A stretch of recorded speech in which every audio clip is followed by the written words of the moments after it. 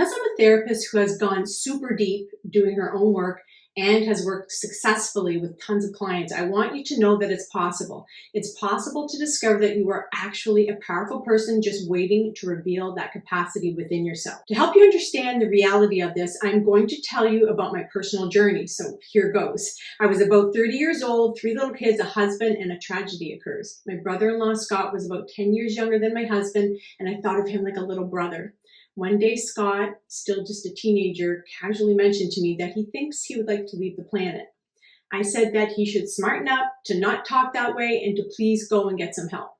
But overall, I really didn't think he meant it. I didn't follow up with him much, and when he horrifyingly did purposefully exit, I was stunned and totally devastated. I thought, oh no, why didn't I do more? Sure, he had some issues, and we can't technically save other people, but I could have done better by him. From there, I dove deep, attempting to find out what the meaning of life was and how I could help myself and others. I began to meditate, read a ton of books on psychology, spirituality, philosophy, science. I got an undergrad degree in psychology and religious studies and took part in spiritual retreats. And later, I would get my master's in counseling psychology.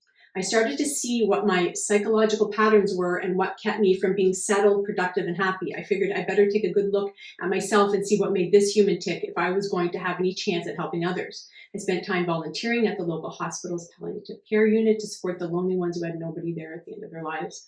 I took courses and studied the Kabbalah, went Sufi dancing, and loved being with my precious family too. What grew in me over time was a thirst for a deeper connection with the divine feeling that was growing inside of me. I certainly didn't get to that feeling overnight, and I did go through some dark nights of the soul, to be sure. But one thing ultimately kept standing out. There was something powerful standing alongside of me the whole time that made me know I'd be okay. I thought, what if Scott knew about this power? Would he have left like that? I knew I needed to explore it more because this power made life so much more livable. As that feeling deepened, I fell more and more in love with love, meaning love was something I had access to inside of me. It wasn't just outside of me where I was used to looking for it. I even oddly began to swoon to love songs, pointing my devotion towards the creator I discovered in my own heart. Like, do you know the song Breathe by Faith Hill with gorgeous voice of hers? I can feel you breathe, it's washing over me, and suddenly I'm melting into you. This song was written as a devotional to a partner, but oddball me was falling for the creator inside. I kind of wonder if my husband thought of it as competition. All this swooning didn't stop life from being hard and complicated, but it did infuse my life with new meaning so I could make peace with the hard stuff. Since something deep inside me had my back, I could more easily take intelligent action and also hold the space for the rough world that I felt and sensed around me. I have to say, though, that at first, the power didn't feel like it was inside me. It felt outside of me, like I had to do the right things to be good enough for it. Over time, though, I was guided to notice this power was a part of me. So it was on the inside, like an unconditional best friend, you could say, that just didn't leave. How I came to understand this was through experiences, like the time I was looking at a giant statue of Jesus outside the Mount Carmel Spiritual Center that overlooked massive Niagara Falls, where I did Sufi dancing on occasion. As I gazed at the statue, I put my head down in reverence and then distinctly heard, "Lift your head up and be with me as the equal you are." It jolted me as I recalled the biblical statement that we are all made in the image of the divine. That theme continued during my classes on the Kabbalah. We meditated at the end of lessons, and I recall feeling unworthy of the massiveness of divine love that was present. But again, I was directed to be with the bigness of the energies around and within me, to be with them where they were, as I was no less worthy than they. The journey of lifting up my head and owning my own power, as well as owning my own issues, expanded over time. I was learning to fall in love with all of me, and not just the good redeeming parts, but the messy ones I had, like anxiety, people pleasing, and over controlling. This God feeling source inside of me felt impartial and non-judgmental about these unwise tactics of mine, but it wasn't like that gave me a pass to just wallow in those unhelpful ways of being. Instead, with the sturdy hand of love on my shoulder, it made it easier to choose to do the hard work, such as dismantling the lie that controlling and overthinking actually worked as a strategy for feeling better and getting what I wanted.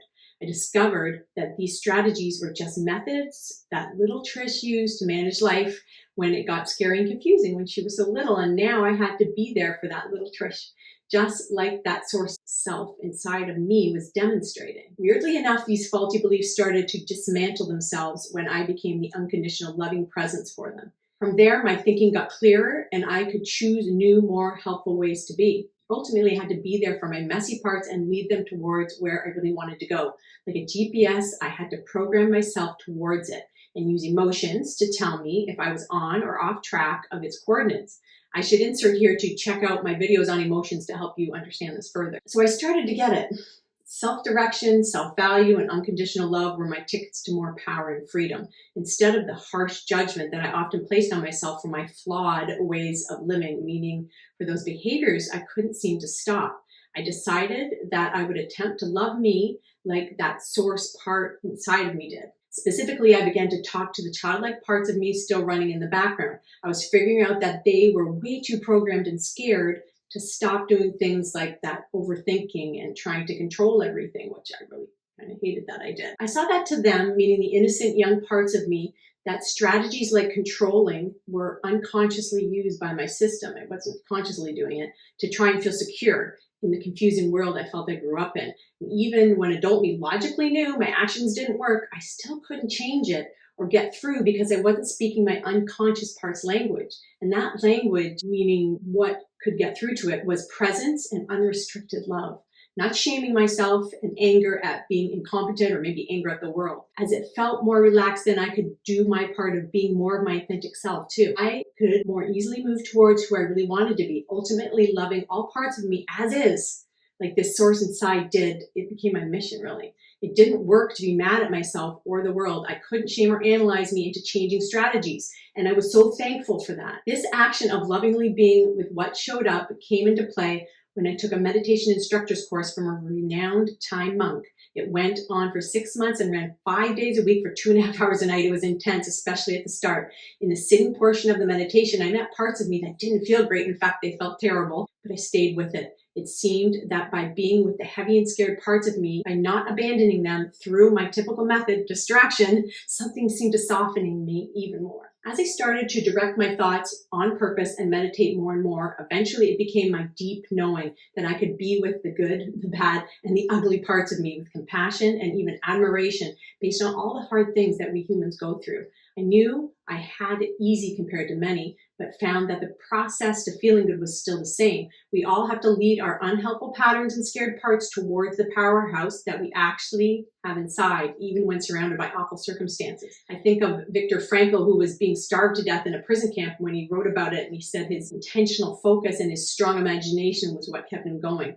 He had to purposely direct his mind, and he showed that he could do it, even during such unbelievably horrific circumstances. So maybe circulating out of even the most terrible things and building the skill of focus on good can hold deep significance for this world we are in, and maybe bring a sense of true power too. On my own journey, I found out that we truly are meaning makers and can either let old default programming lead us or learn to consciously lead ourselves. Of course, I ran into many roadblocks attempting to lead myself, but that was part of the journey. I found that I could be mad at myself for following my old detrimental patterns and so deepen my feelings of victimization and stuckness, or see if I could direct myself out of there while being compassionate with those scared parts of me attempting to still lead the way. From there, I started to estimate that what we're all doing here was consciously evolving by stepping out of the dark and more into the light, meaning a calmer nervous system and more ability to relax in the present. Not with a fear or anger at the dark, but instead a reverence for the process of it all.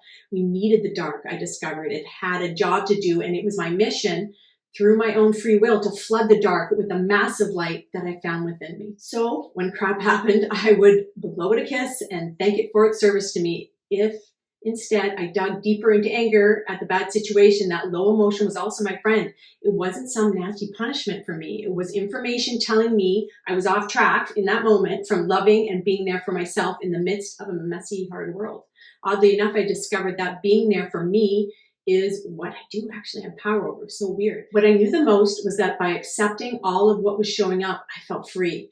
And this is big. Accepting it and not fighting against it gave me the energy to take intelligent action. In that place, I could get my focus off problems because they weren't really a problem. They were an opportunity to focus in new ways. So that is a huge piece I learned. Believing that I was always a problem needing to be fixed in the future was the predicament that never seemed to end for me when I believed it really occurred. So I want to stop here and ask, do you believe that you will be okay in your future only after you have cleaned things up? Well, let me tell you from experience, you won't, because you aren't broken. You should be where you're at. Love and accept yourself right here and now, and then start to act like the person who loves themselves, or you will always be on that path of feeling like you are a problem that needs fixing. You'll get there in the future. So as years went by, I hummed along with my family, friends, and colleagues, and I wasn't perfect, and it was okay, except when it wasn't.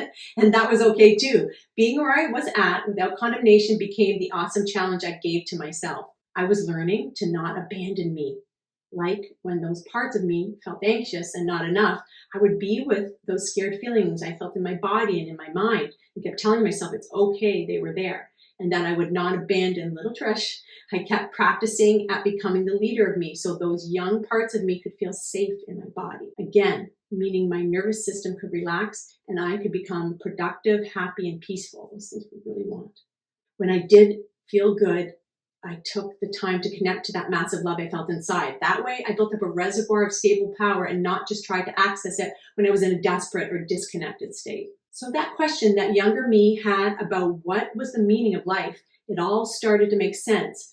It was being on the path and treasuring each moment as is. Even being off the path is part of being on the path, actually. Sure, I have preferences and I clean up things in myself that aren't my favorite, but that's not making things wrong. It's just like a flow rather than a fight. With all this internal love, I loved others more too, even the not so good ones. I couldn't help it. Seeing the more I made peace with me and my own issues, the more I could see beyond others' conditioned selves too. Mind you, I didn't put up with bad behavior or anything. I had boundaries that I attempted to deliver clearly and directly and, with love. But you know what? Crap didn't seem to find me as much when I came from this more centered place. That place was a source of pure love. I usually never explained any of this to others. I wasn't afraid to look ridiculous or be called naive or Pollyanna or something. I just wanted to exude love and be that. And I mostly didn't need to prove it to anyone except for when I did, of course. Mainly I learned to be the change, and that was enough. If someone came asking though, then I would be more than happy to share it with them like I do here. I began to look back in great thanks and reverence to my young brother-in-law, Scott, who I felt left the planet way, way too early. He ultimately was the catalyst for all my growth, knowledge, and deep inner fulfillment, and I'm so thankful. When I went back to university and got my master's in counseling psychology degree and became a psychotherapist, I thanked him too. It was an obvious part of the journey for me, and I have loved the evolution of this field of what I do as it grows. Now I'm going to throw this video out there knowing I probably left some things out and maybe I should put some things in that I didn't, and not knowing whether it will be a hit or a miss. The part of me that likes to control and is perfectionistic, kicking around still sometimes, will have to relax or not as I let the chips fall where they may. To anyone who's stuck around this long, thanks for listening. Thanks so much. And I will throw a few videos up that will help you on your path towards your inner power. You have got this.